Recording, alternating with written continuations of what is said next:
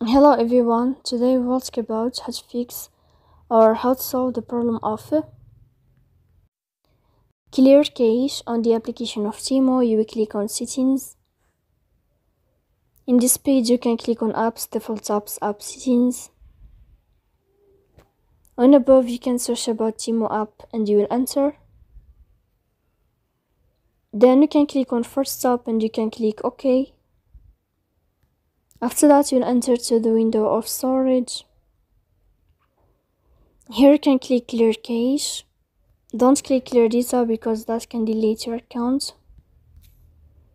In the end you can turn off your phone and you can turn on your phone again.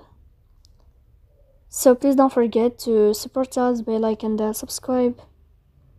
See you next time in another video, and thank you for your attention and your watching.